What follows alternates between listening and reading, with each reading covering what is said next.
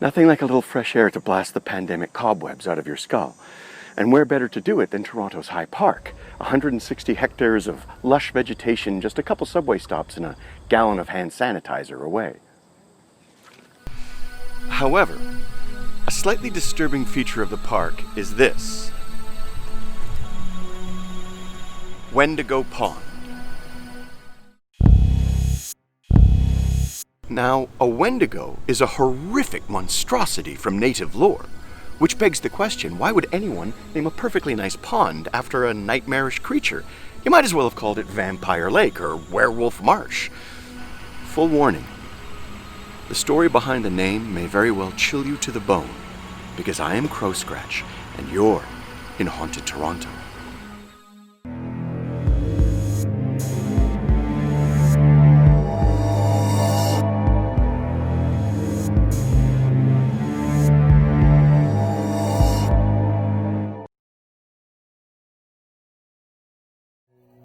The Wendigo, a terrifying part of native lore, a chilling monstrosity that feeds on human flesh.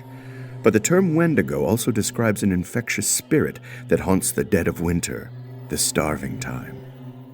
Its scientific name is Wendigo psychosis, a pathological disorder that drives its victims to feast on human flesh, at first to survive, but then to savor.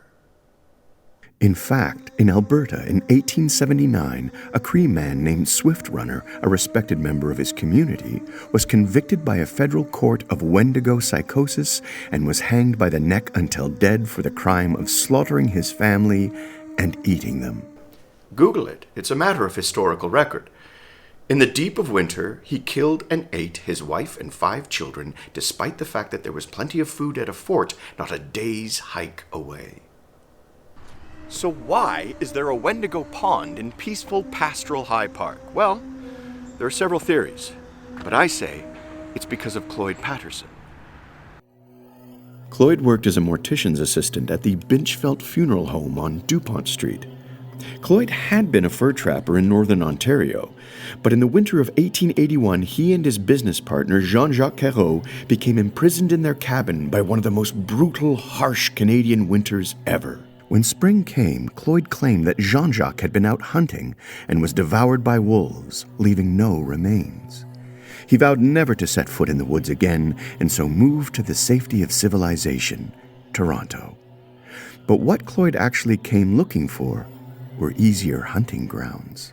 You see, in that deep, dark winter, trapped in the cabin, Cloyd Patterson had succumbed to the Wendigo spirit and eaten his companion Jean-Jacques, and now he burned with an unnatural craving for human flesh. Well, where better to find a steady supply than a funeral home? Grisly? Yes.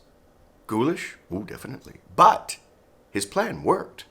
Right up until the moment during a service when a pallbearer tripped and the casket crashed to the ground, splitting open, revealing that Cloyd had replaced the corpse with several bags of sand.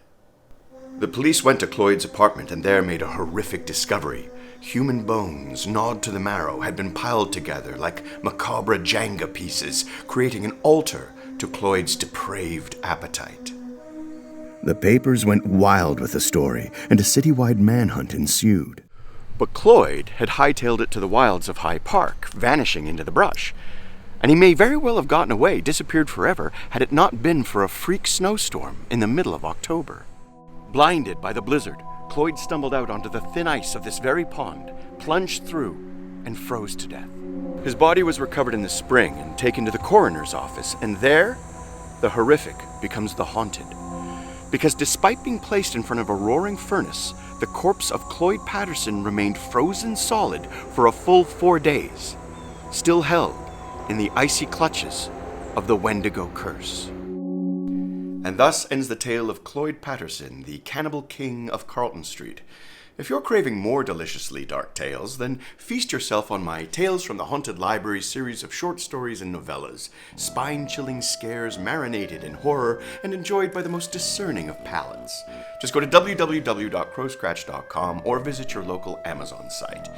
Or don't, and let me starve to death. Although I'd probably eat the neighbor first. I'm kidding. No, I'm not. Hurry, buy some books.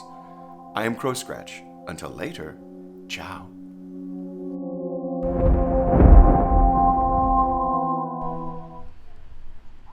My assistants.